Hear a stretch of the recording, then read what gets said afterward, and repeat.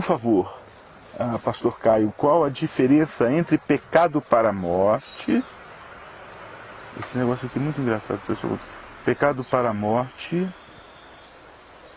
E o que não é para a morte. E o que não é para a morte.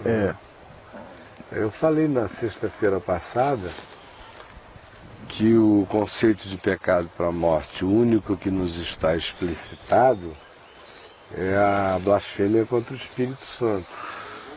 E também disse que para uma pessoa conseguir blasfemar com o Espírito Santo, ela tem que querer e muito. Não é fácil blasfemar contra o Espírito Santo.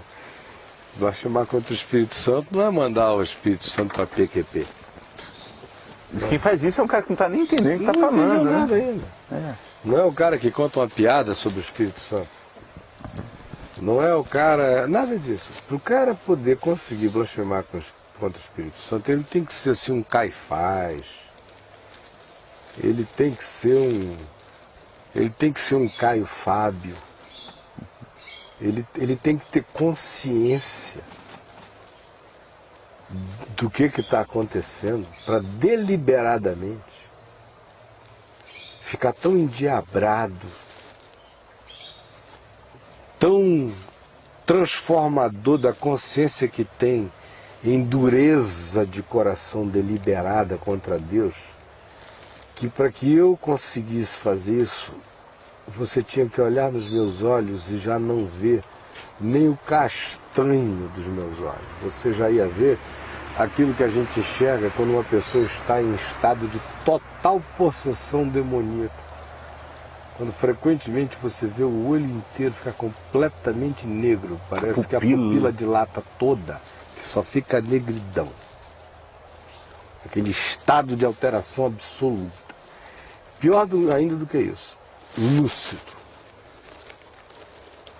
É aquele estado que vê Jesus na frente do túmulo de Lázaro, por quem eu já tinha chorado porque eu gostava dele, a quem eu assisti à morte, acerca de quem eu disse, está cheirando mal, vamos enterrar logo Marta e Maria porque o bicho apodreceu, bota essa pedra que está insuportável.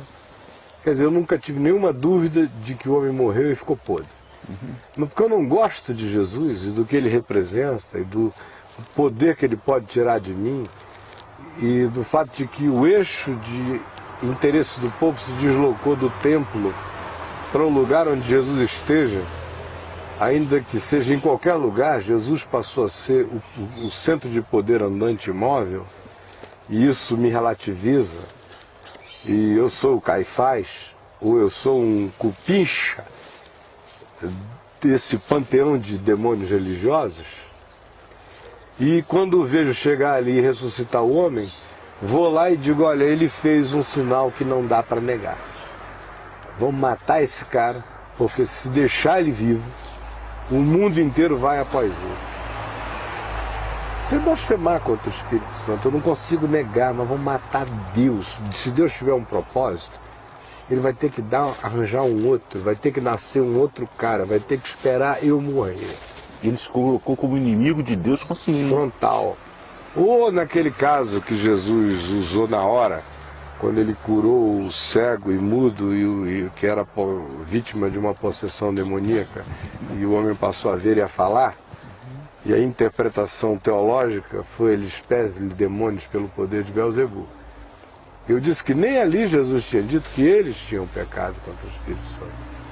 Eu disse duas coisas sexta-feira passada. Uma é que Jesus tinha ilustrado como era que alguém poderia pecar contra o Espírito Santo e com que nível de consciência e deliberação se praticava esse pecado.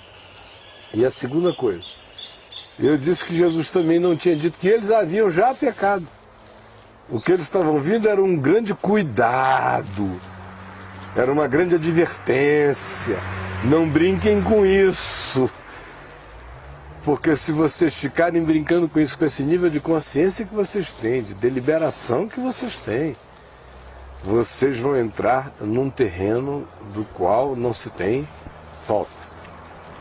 Então, se o pecado contra o Espírito Santo tem esse grau de dificuldade para ser cometido, demanda esse nível de consciência, de deliberação diabólica.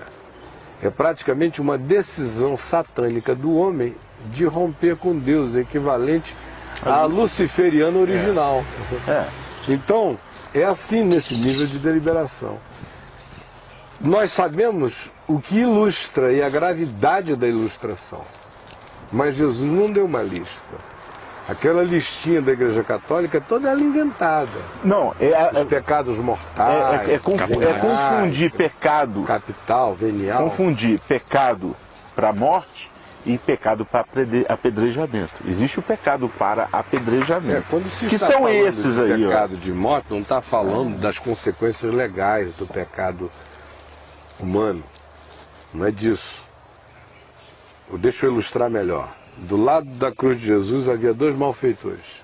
Todos os dois tinham pecado contra a lei. Todos os dois estavam pagando o que os seus atos mereciam. Diagnóstico de um deles. Né? Os nossos atos mereciam. Aqueles atos e aqueles pecados, eles pagaram até o fim, a lei. Conforme os seus atos mereciam. Agora, havia uma diferença brutal entre os dois bandidos. Não havia do ponto de vista da transgressão da lei humana. A transgressão da lei humana estando sob igual sentença. A diferença brutal estava onde?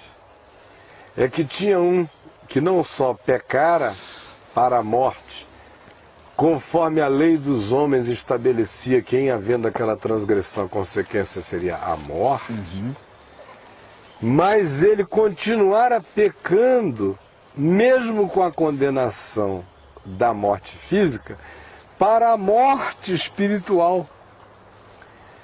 Porque apesar de estar, é o que o outro diz a ele, tu nem ao menos temes a Deus estando sob igual sentença, nós, na verdade, com justiça, porque estamos pagando o que os nossos atos merecem, mas este nenhum mal fez. Então tem duas leis em operação. Duas mortes em operação. O homem que confessou isso e disse, lembra-te de mim quando vieres no teu reino, morreu uma única morte. Pela transgressão à lei. O outro morreu duas mortes. Ele morreu a morte da transgressão da lei e ele morreu a morte que mata. Isso. Porque a morte diabo, que mata é a morte. É aquela de Gênesis. No dia em que dela comeres, morrendo morrerás. Tem a morte que mata só o corpo, mas não mata. E tem a morte que mata mesmo. E o conceito de segunda morte, que aparece no livro do Apocalipse, que do ponto de vista do dispensacionalismo escatológico tem outras interpretações. Agora, para efeito de ilustração imediata, Jesus com aqueles dois malfeitores ilustra bem esses dois estados, essas duas dimensões.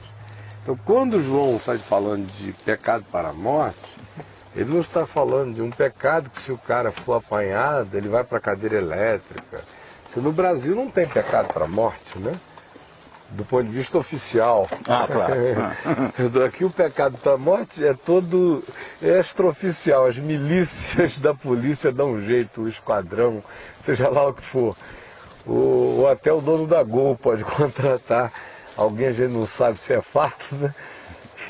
Mas se casar com a filha do cara, aparentemente é perigoso. Não é desse tipo de pecado para a morte que se está falando, do apedrejamento. É daquele que o indivíduo morre antes de morrer. Quando eu falei apedrejamento, me referia mesmo às acusações da própria igreja, né? Morre antes de morrer. Morre enquanto está vivo. Por isso eu não digo que rogue, João disse. Ainda estão vivos. Se você vir o seu irmão pecar não para a morte, rogue e Deus lhe dará vida. Não é isso? Se você vir o seu irmão, no entanto, pecar para a morte, por isso eu não digo que rogue. Mas ele não diz o que é. Ele apenas nos coloca diante de uma situação em que provavelmente tenha esse contorno desse tipo de brutalidade definida, deliberada, perversa, assumida, endiabrada, decidida, consciente, renitente, tenaz, implacável, imutável e que não recuará jamais. E há pessoas que, é uma raridade, mas há pessoas que se colocam nessa rota absolutamente emanadas ao diabo. Já o Xavier pergunta